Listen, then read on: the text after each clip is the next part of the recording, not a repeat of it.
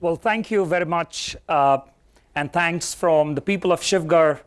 And more importantly, before I begin, I would say this was not a journey that I travel alone. In this journey, I had another very important friend, collaborator, scientist, Gary Darmstadt. He's right here. So Gary, this is a story that we began in the year 2003. But before that I begin that journey, I think I'd like to share, and just inspired by Peter's presentation about innovation. This is a century of innovation.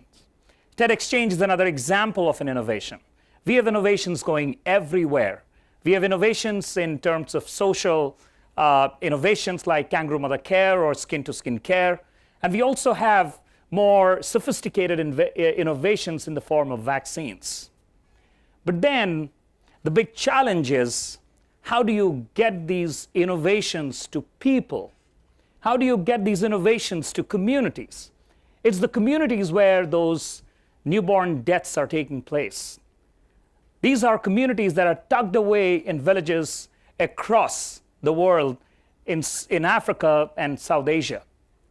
And so in 2003, Gary and me, we started working on this idea of reducing neonatal mortality. But then we had a problem. The problem was that we knew that there were solutions that were very simple that could be adopted by families. But the big challenge was that it was not being adopted by them. They were very simple solutions like immediate and exclusive breastfeeding. Even today, as I speak, in the state of Uttar Pradesh, less than 20% of newborns actually are breastfed immediately after birth.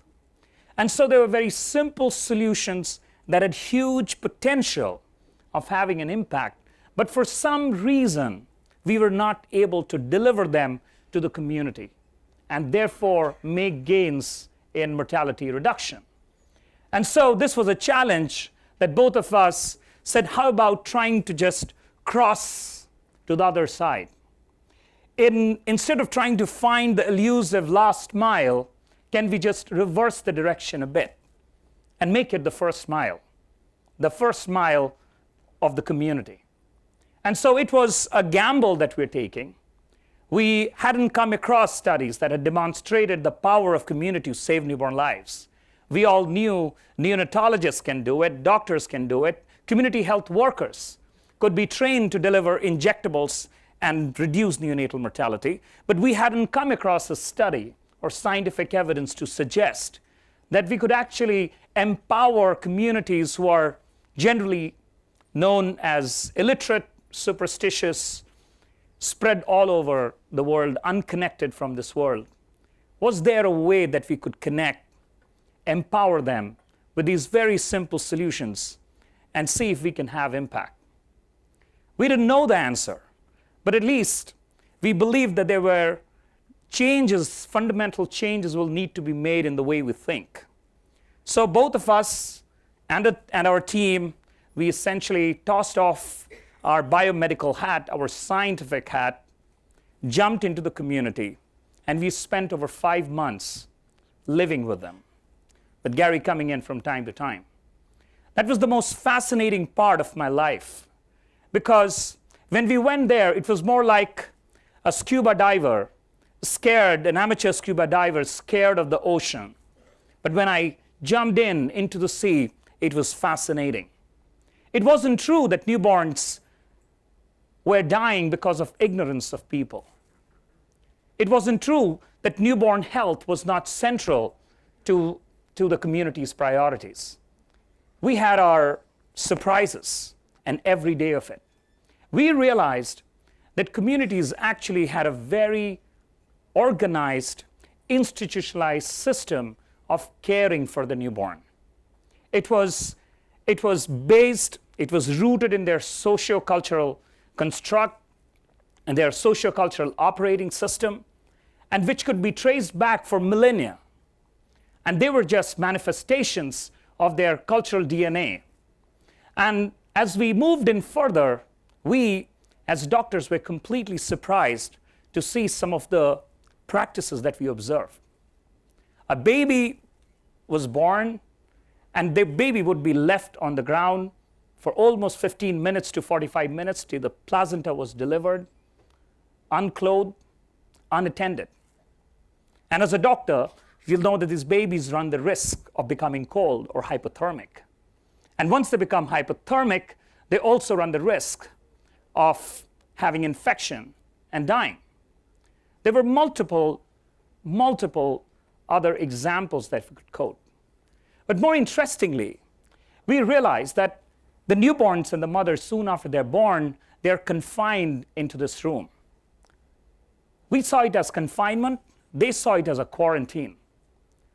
They had actually, what we had learned by tens of years of big, large-scale epidemiological study to understand the most vulnerable period for the newborn, that was the first week. Communities had known this for millennia. They, in fact, had this quarantine or this confinement for the mother and the baby, very well knowing that this was the most critical and the most vulnerable period for the newborn. As a matter of fact, they never named the baby. They actually named the baby after the 6th day. Perfect coincidence. So they were in the know of a lot of things that we never realized. And so, but they had their own reasoning framework. They had their own cause structure. We know that most of these babies and newborns die of infection. They felt, for them, the cause structure was different. For them, most of the babies die because of the evil spirit. It was the unknown. It was the evil unknown that would come into the house and enter the baby and kill it. And so this confinement ward them off. They had many other practices that sounded bizarre. One of them was cleansing the baby with mud from the pond, and the day soon as after it was delivered. And so for them, the whole notion of pollution was very integral to their way of life. So menstruation was polluting, and 9 months of pregnancy was accumulation of 9 months of dirt. And therefore, with birth, the expulsion of those fluid was like the baby being drenched in that pollution, and therefore the baby needed to be scrubbed and cleaned. And so they were doing it because they felt that the baby was unclean, and cleaning was important for a healthy baby. And therefore they did it. So they had a very organized, very sound system of reasoning. We then put on our scientific hat, and we realized that there were multiple points across the care of the newborn. At multiple points, these practices were putting the babies at very enhanced risk of infection. And so was there a possibility that if we could work with communities to modify that a bit? Could we shift those? Could we bring in new behaviors? Could we substitute old ones? Could we change the way they do it? And would those change then add up to improve survival? Just to tell you, in this community, when we started to work, for every 1,000 babies that was born, 80 died. And as is the case with neonatal deaths, most of them deaths were preventable through very simple means. That's where the challenge began, because communities would say that I don't see any reason why I should actually change the way I do things, because we actually save 920 babies out of 1,000. If we were to get 92 out of 100, that would be an A+, or probably an A. That's the way the community looked at, not from the mortality perspective, but from the survival perspective. That's the way community looks at it. When we got them to focus on the deaths that happen, they would say, those are deaths that are not within our control. What can I do about it? Those deaths are just fated to happen. And so those deaths could be attributed to the evil spirit that would come and kill the baby, and they had no means to check that, to control that, to prevent that. And so this was this unique balance between practices that would be sustained over hundreds of years and the fatalism on the other end. It was a perfect mix for the status quo and resistance to change. And so it was important and imperative for us that we had to break this chain of fatalism. And so that's where as we were studying those practices, we realized that every practice that was putting the baby at increased risk of infection was exactly the same that were also putting the babies at increased risk of hypothermia. And so the difference between the cause of infection and the cause of hypothermia was fundamentally different. For them, the cause in case of infection was the evil spirit that they didn't understand. The cause for hypothermia was something that they could or we could relate to them. They helped us, we co-developed what we call it as Thanda Bukhar. Bukhar means fever and Thanda means cold. There is more to Thanda Bukhar than just the name. In fact, Thanda Bukhar was able to pull the community from a state of fatalism to a state of self-control. Just through this concept, we were able to shift the epicenter from uncertainty to control. And I'll tell you why. Because hypothermia in communities, the notion about hot and cold is very well entrenched. And so it was not very difficult for us to make that connection. With hypothermia, you could prevent it, you could detect it, and you could manage it. All of those could be done by mothers right in their homes. At the same time, we also could introduce something like a skin-to-skin care to complement that or to prevent hypothermia, as Peter mentioned. And so we clubbed those together and combined with a couple of other interventions. But both of these game changed the community. When the community realized they needed evidence too. And so a small thermometer did the work of getting communities to look at the evidence that they wanted to. And so hypothermia was, we introduced the whole concept of skin to skin. This was an empowering innovation. This was not just this hypothermia, skin to skin contact, as you said, or kangaroo mother care is a position where you put the baby closely on a skin to skin contact. This is an ecological niche, the only position where a mother can keep, where the baby can get three things that it needs. It needs food, and so the moment you position the baby roots for the breast and breastfeeds. It gets the food, it gets love, and it gets warmth. Now, when mothers did this, they are able to experience milk letdown. They'd always believed. They'd always, as Manoj mentioned, they'd always believed that babies should not be breastfed in the first 3 days. They did. When this happened, this was a validation of this innovation they'd gone to accept. There was another interesting dimension to this acceptance. Communities are not resistant to change.